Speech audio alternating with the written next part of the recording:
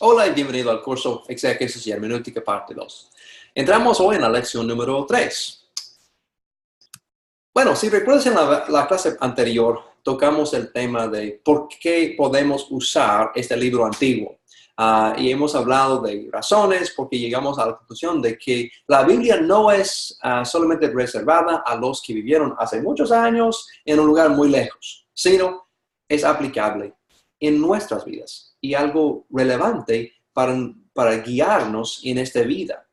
Entonces, en esta clase voy a continuar hablando todavía de la aplicación. Pero en vez de hablar sobre el por qué, ahora quiero iniciar sobre la otra pregunta de cómo aplicamos el texto bíblico en nuestras vidas. Bueno, desde el inicio, quiero ser abierto y franco contigo. No es fácil. Lamentablemente, no es sencillo ese proceso de aplicación. Eso me hace pensar en mi juventud. Yo tenía la oportunidad de ver un mago famoso que se llama David Copperfield. Y yo recuerdo cuando yo fui a verlo, que él fue impresionante. Yo sé que él en ocasiones hizo cosas grandes de hacer desaparecer la Estatua de Libertad en Nueva York ante un grupo de gente mirando. Wow. Bueno, como adulto yo sé que eso es pura ilusión, pero como niño, wow, qué impacto profundo yo tenía para verlo. Una cosa que él hizo, por ejemplo, fue de que él sacó una billete, $1, lo hizo en pedazos, echó los pedazos dentro de una cajita y sacó su famosa varita mágica. Puso encima unas palabras, abracadabra, y sacó de nuevo como el dólar de nuevo. Y yo pensé, wow, qué maravilloso sería tener esa varita mágica, que pueda arreglar cosas tan fáciles, tan fácilmente. Bueno, cuando pensamos en las cosas de la interpretación bíblica, yo también quisiera tener una varita mágica. Y la pregunta es, ¿tenemos tal cosa? ¿O tenemos una fórmula perfecta para interpretar perfectamente siempre el texto bíblico? Bueno, quiero darte las opiniones de unos autores que yo he encontrado. Entonces, Fee y Stuart dicen, es difícil dar reglas de la hermenéutica. Lo que ofrecemos en los siguientes capítulos son guías. Y quiero enfatizar la terminología. No pueden dar reglas, es decir, algo absoluto siempre, etcétera, sino guías. Yo creo que es significativo eso. El hermano Smith dice, no hay una varita mágica, no fórmula científica, no secreto místico que pueda darnos precisión total en la interpretación bíblica. Simplemente no hay, no existe. También Webb dice, y él está tocando más la parte individual del análisis cultural, pero yo creo que aplica también en nuestro estudio. Él dice, haciendo análisis cultural no es fácil. Del principio admito abiertamente que no hay reglas establecidas. Advierto al lector que no espera un método singular, sencillo, para descubrir lo que es cultural y lo que no es.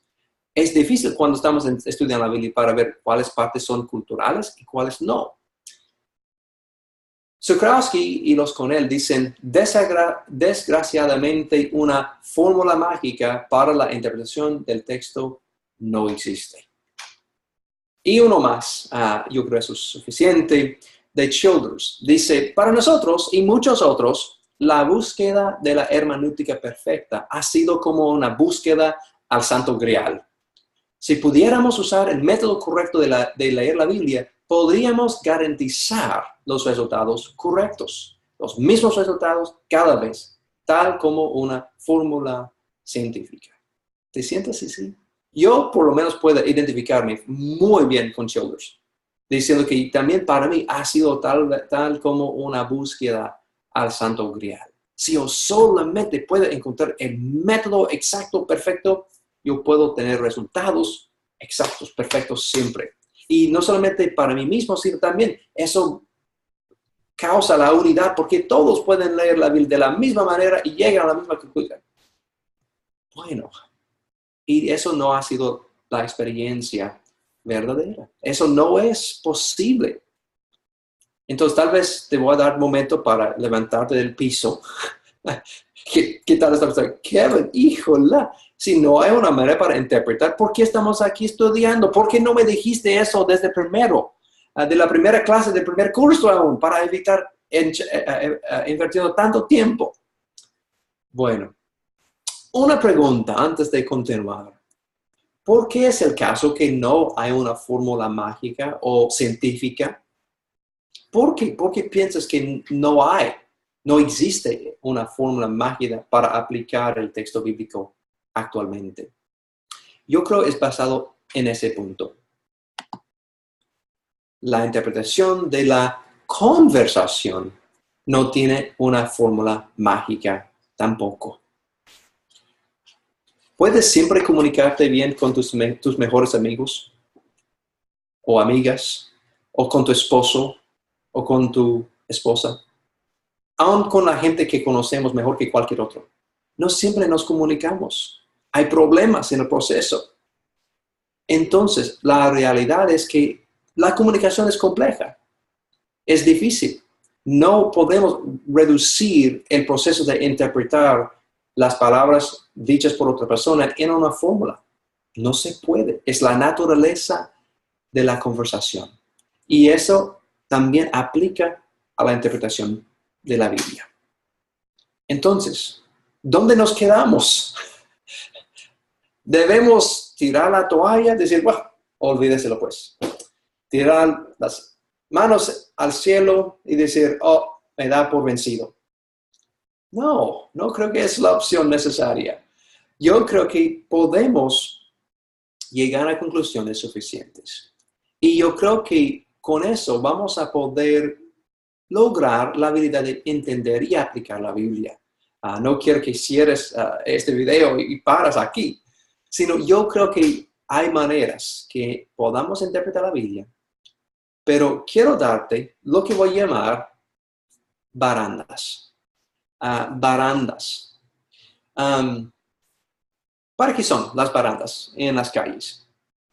Bueno, obviamente es para protegernos de peligro, ¿verdad? No están ahí para guiarnos a nuestra destinación. No es como una guía exacta que me hace llegar a la casa de mi abuelita. No, está ahí simplemente para protegernos. Y yo creo que es importante eso. Entonces, en este estudio de hoy, quiero darte unas barandas que nos pueden proteger de no desviar totalmente del camino interpretativo. Entonces, yo creo que algo que dice un señor Van Hooser es aplicable.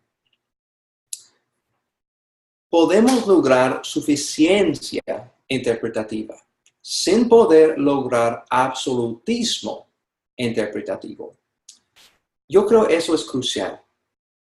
Tú y yo trabajamos dentro de una situación incompleta todo el tiempo. En ese momento tú estás usando una computadora, tal como yo. Y yo no sé cómo usar la computadora perfectamente. Yo sé muy poco en comparación con muchos que están trabajando en IT. Pero tú y yo podemos usar la computadora efectivamente y con buenos resultados, normalmente. Lo mismo con relaciones. Yo no tengo un título en consejería, no sé los secretos perfectos de tener un matrimonio perfecto, pero yo puedo tener una relación saludable con mi esposa. Y es el mismo con el texto bíblico. Aunque no tenemos una fórmula mágica perfecta, yo creo que podemos tener barandas para protegernos de no desviar totalmente del camino. Y yo creo que con eso podemos mantenernos en el camino, Jesús, podemos decir, en esa metáfora.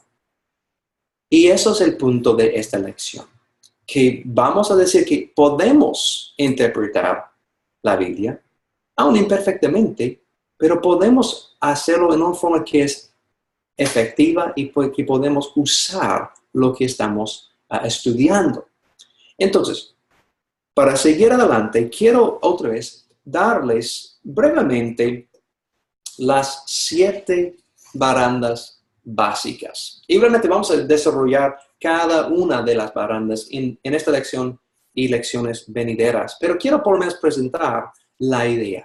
Y otra vez, el propósito es cada una de esas barandas estar ahí para protegernos. Vamos a estar haciendo varias cosas para interpretar y aplicar la Biblia.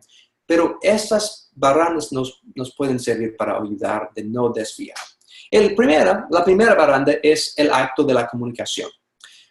Eso simplemente, en pocas palabras, es cuando respetamos las palabras, el significado de palabras, la gramática, etc.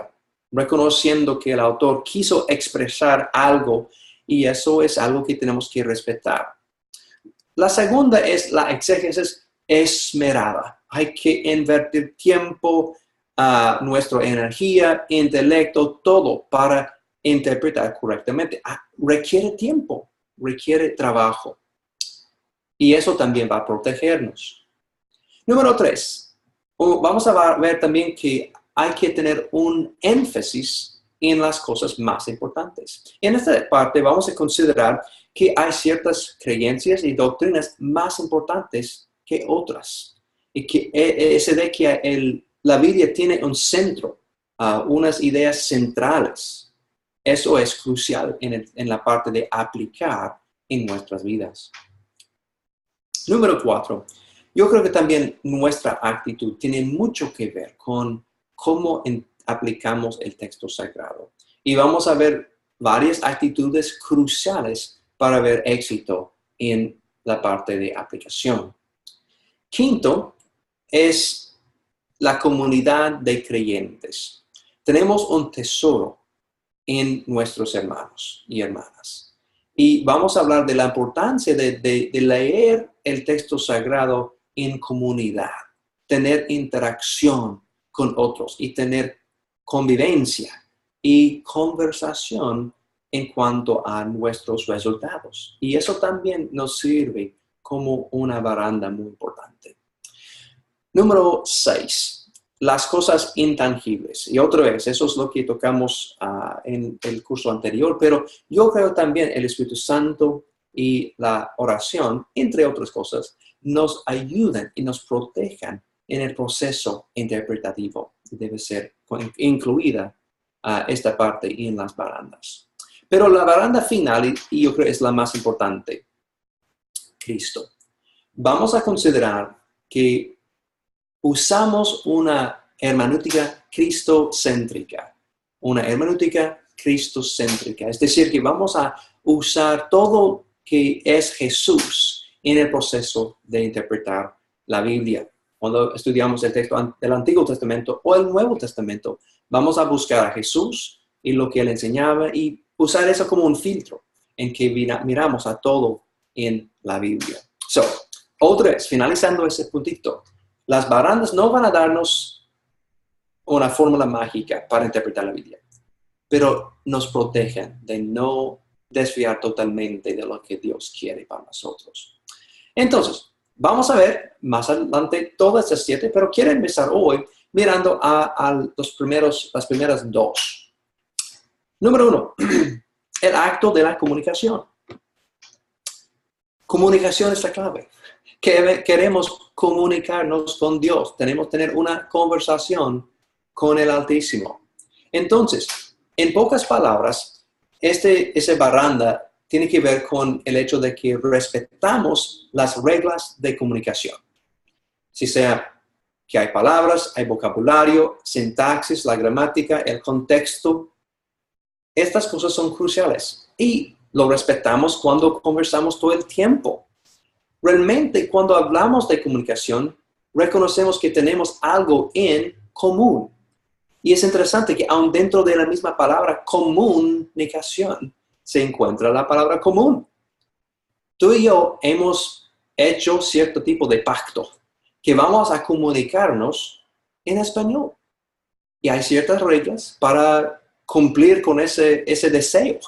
Yo tengo que seleccionar términos que tú puedes entender, ponerlos en cierto orden que es entendible, y tú tienes que respetar las formas que yo estoy poniendo las palabras en orden, etcétera, con el propósito de entendernos. Tenemos algo en común, este idioma. Y cuando interpretamos la Biblia, hay que también respetar lo que está escrito, lo que ha sido comunicado. Y eso va a ser crucial. Quiero darte un ejemplo sencillo, ¿ok? Tal vez un poco absurdo. So, déjame tener un poquito de libertad. Vamos a estar en Juan 4, versículo 7, realmente.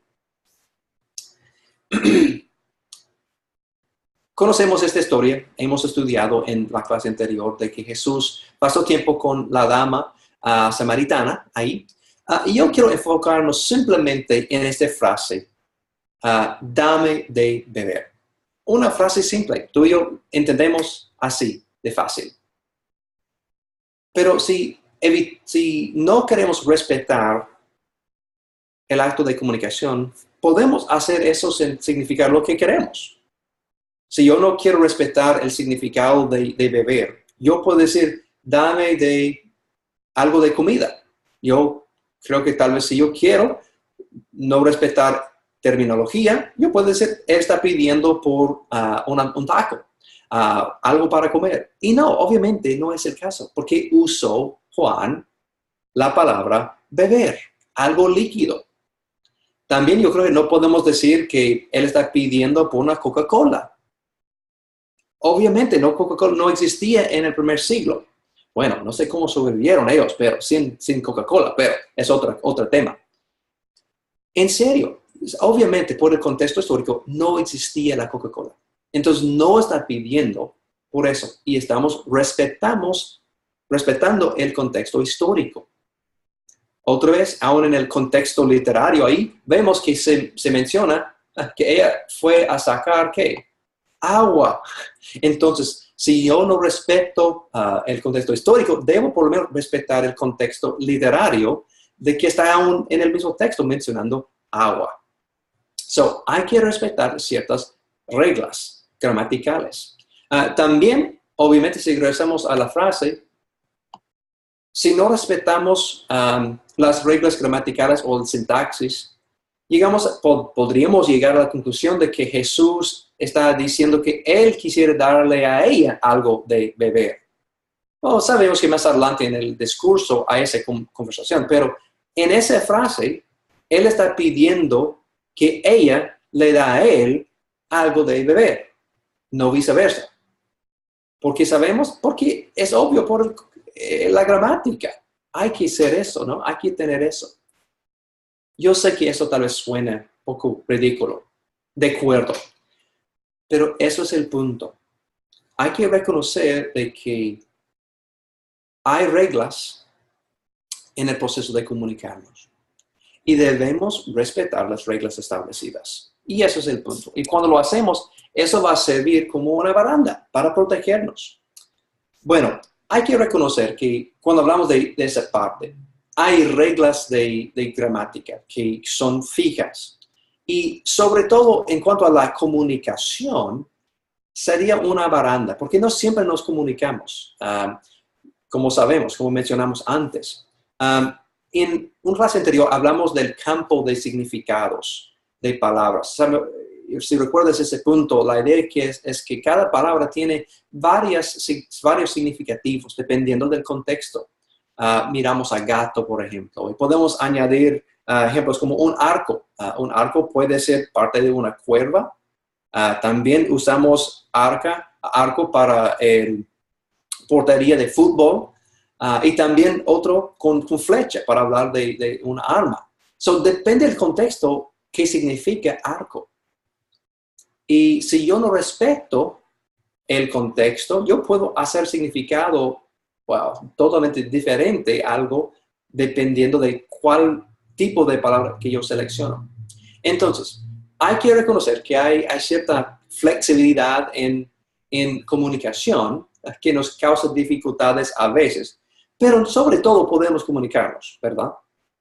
Bueno, en ese punto quiero compartir eso rapidito.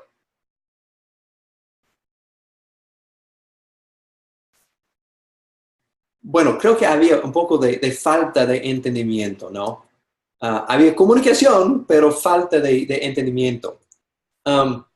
Bueno, obviamente, podemos hacer errores en eso, pero cuando iniciamos con el deseo de respetar las reglas de comunicación, eso va a protegernos. Bueno, siguiendo con ese mismo punto, quiero darte 3 perspectivas de quién controla el significado. Ok, y eso es crucial. Obviamente, vamos a estar hablando de la aplicación en ese clase y más adelante, pero para comenzar, cuando estamos hablando del significado, ¿qué significó? Vamos a ver que hoy en día se ve 3 perspectivas sobre quién tiene control sobre determinado qué significa un pasaje bíblico. Voy a poner los 3 y después explicar cada uno. Centrado en el autor, centrado en el texto mismo o centrado en el lector, es decir, el que está leyendo.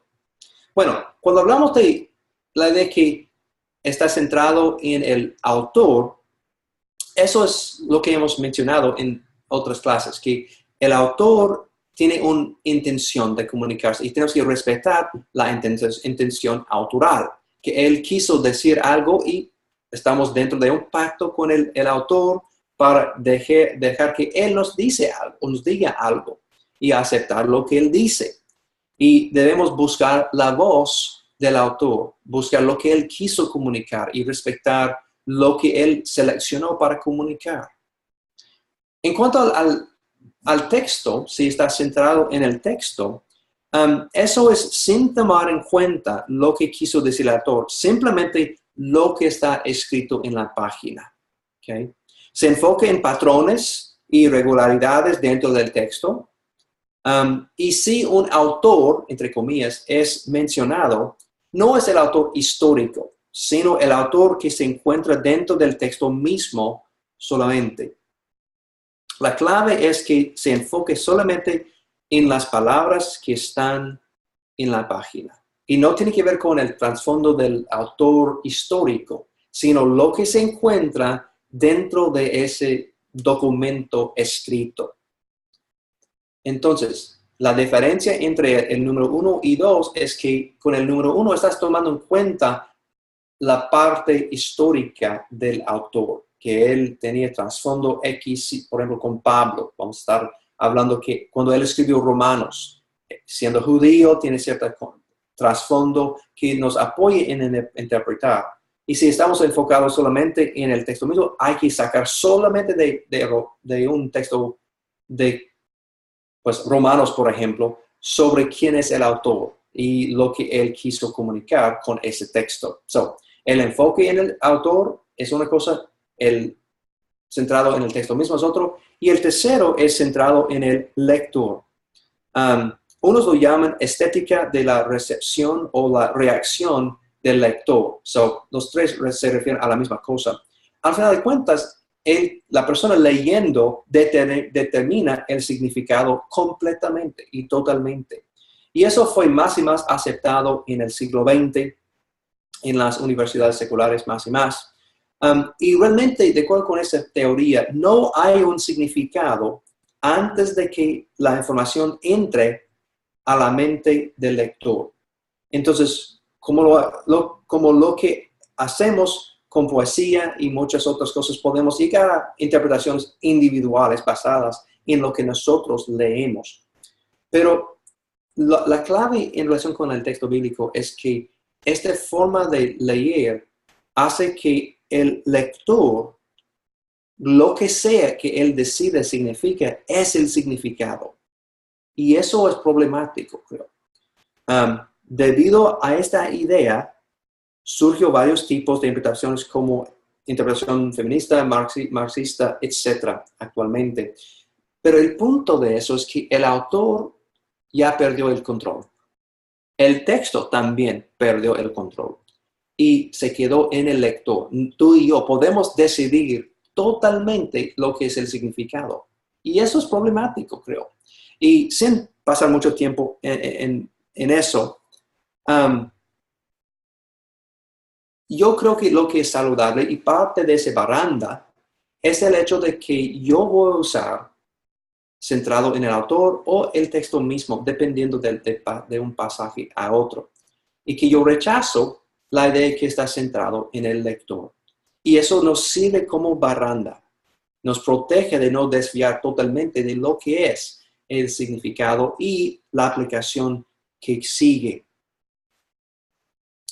Bueno, quiero darte un par de ejemplos de eso y precauciones. Ok, cuando ves lo que está en la pantalla, ¿qué harías si estás en este semáforo? ¿Qué harías tú? Te quedas parado, ¿no? Entonces, obviamente, hay un signo, la luz roja, indica algo, significa algo. Si hablamos de esas tres perspectivas, si estamos hablando del autor, podemos decir que el gobierno es el autor de esa, esencialmente, y al gobernador y al gobierno, la luz roja significa que hay que parar.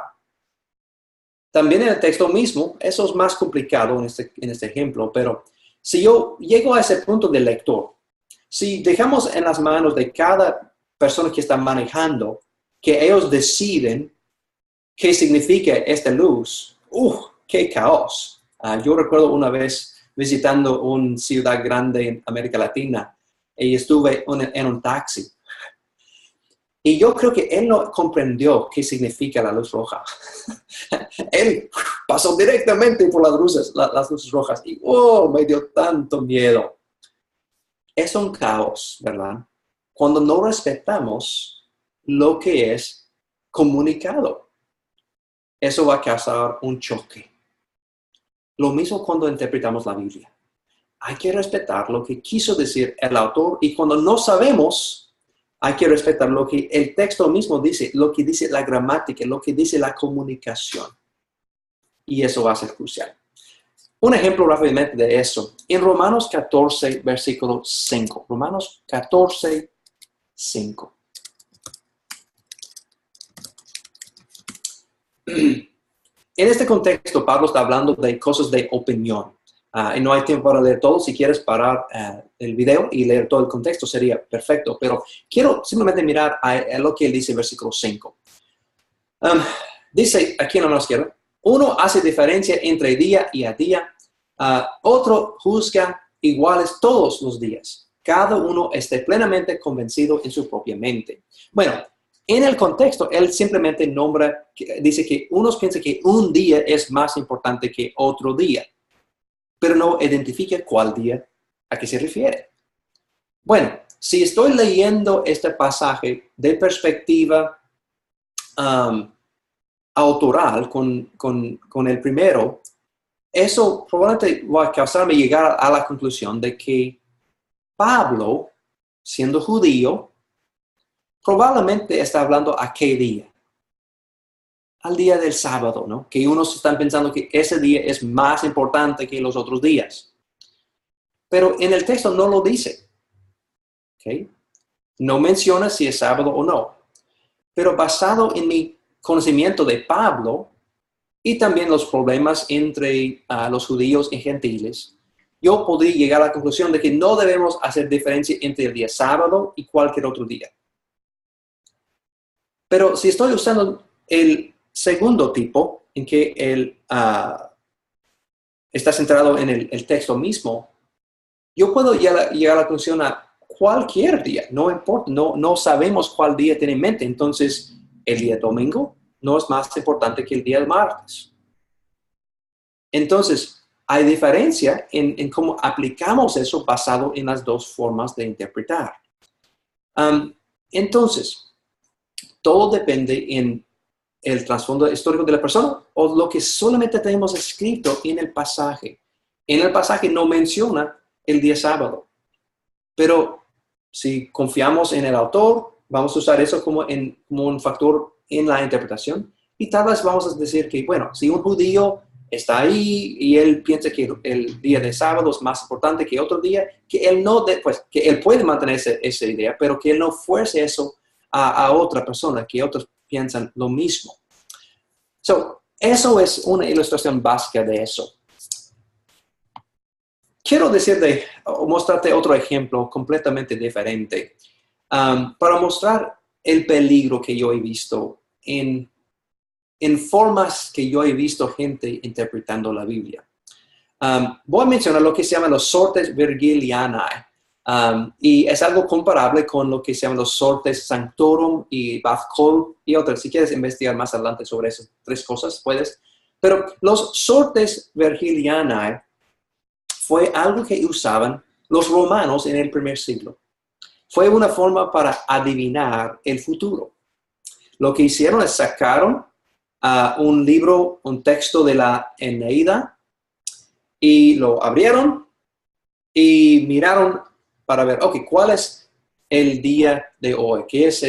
¿Cómo voy a adivinar lo que necesito hacer hoy? So, ellos abren, cierran los ojos y seleccionan este pasaje para aplicar en su vida en este día. Y lo practicaban muchos para adivinar su futuro. Entonces, mire conmigo, voy a compartir un pasaje. Eso es de la Eneida, libro 5. Dice lo siguiente: no tenía hijo latino, sino de los dioses, ni le quedaba de varones prole alguna, que había perdido en el surgir de la primera juventud. Solo guardaba su casa y posesiones tan grandes una hija, madura y ya para varón, ya con los años de casar cumplidos. Si yo te pregunto, ¿qué significa este pasaje para ti o a ti? ¿Podrías adivinar algo en tu propia vida? Tú y yo vamos a llegar a conclusiones bien distintas de aplicación. ¿Cómo podemos aplicar la Eneida en nuestra vida? Y tal vez un poco absurdo hacerlo, pero la razón que lo menciono es que obviamente los romanos en el primer siglo creyeron que ese método fue bueno, saludable, que ellos pueden identificar su futuro basado en ese método de aplicación de abrir la Eneida y seleccionar y adivinar el futuro. Y hermanos y hermanas, he visto el mismo uso del texto sagrado. Gentes agarran su Biblia. Ok, Dios, ¿qué quieres de mí hoy? Ok, tú quieres este. Y es el mismo método. Y todo eso depende en el lector y su circunstancia en este instante, sin tomar en cuenta el acto de comunicación. Lo que quiso decir el autor, o por lo menos lo que está escrito en el pasaje, manteniendo el pasaje en su contexto. Otra vez, quiero enfatizar el peligro en no respetar al acto de comunicación.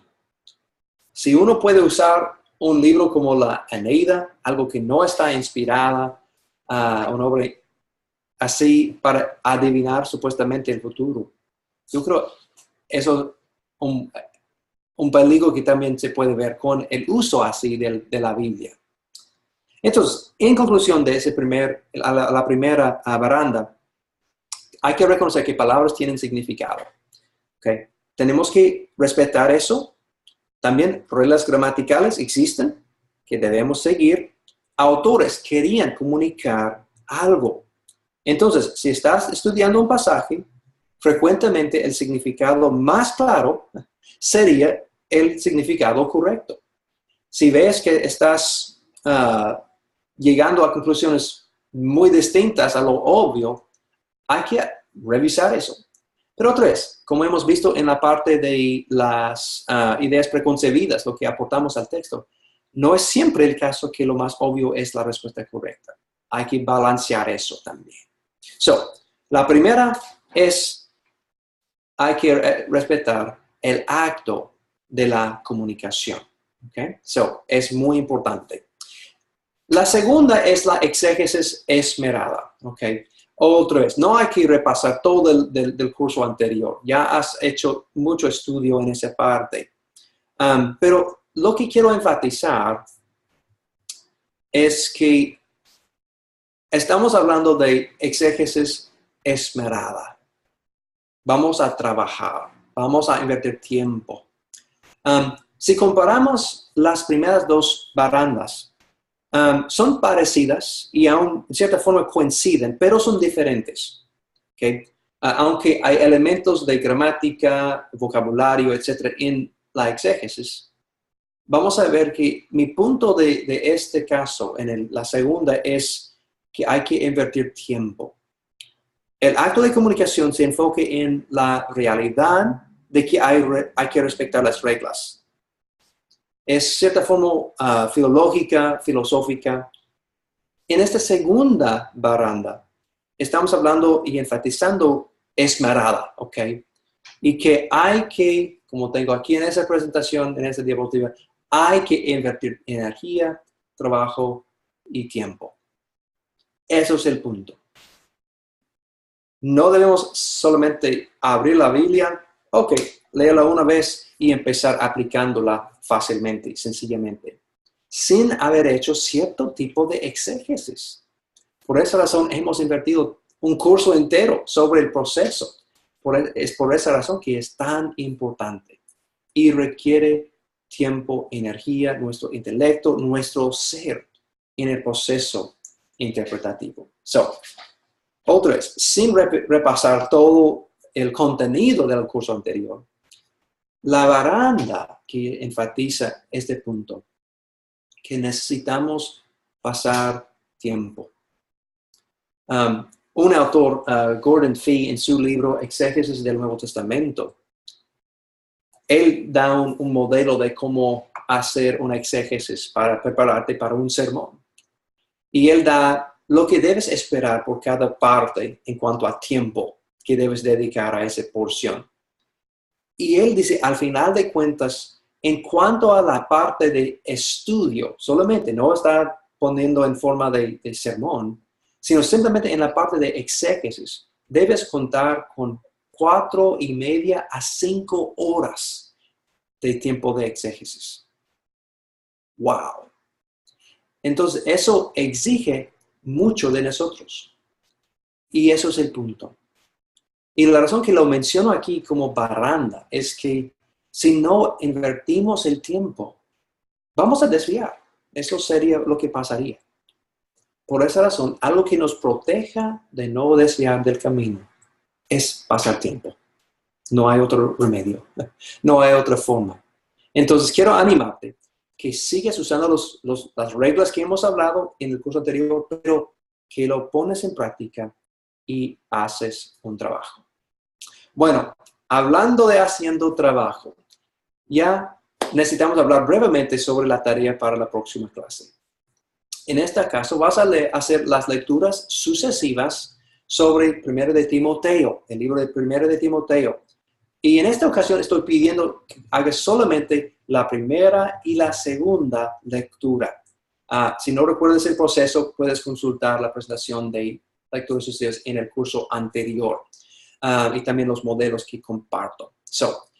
Entonces, para la próxima clase debes haber cumplido las primeras 2 lecturas, haciendo su trabajo.